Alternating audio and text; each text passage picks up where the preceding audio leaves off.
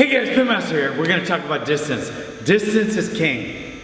Distance is, if there was one thing that was the most important thing, which there's so many different things, but the one thing that will determine the outcome of a fight in your favor or not in your favor is distance. Okay? Now, you watch the UFC. The UFC has made this so clear. You used to see strikers against wrestlers, right? So, distance would dictate who would win.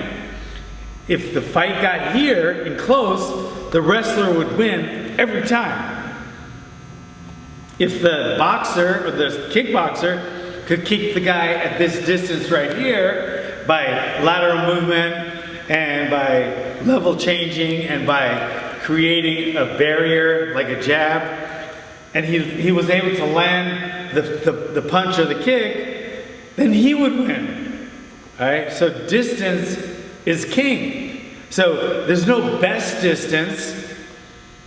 It all depends on what you want your strategy to be. Okay? You'll hear Randy Couture, like, if you can impose your will, and he kind of made that famous, you're going to win the fight. And the will, by imposing your will, he means if you can impose your distance, you're going to win. So in a cage fight, the striker always wants more distance. Okay? Now, we can subcategorize that. The boxer wants arm length all the time. The kickboxer would rather have kicking distance. Now the wrestler wants no distance, right? So there is no best, there's what's best for you. Now in the street, that changes a little bit, all right? There's the knife distance, and then there's the gun distance. So like if I knew a guy had a gun, if a guy had a gun on me, I want him to be close, because I want to be able to grab the gun. Being out this far away, you have no chance. None. Alright, so if it's a gun, you want that no distance where you can grab the gun. If he has a knife, okay, you don't want that distance until you want that distance.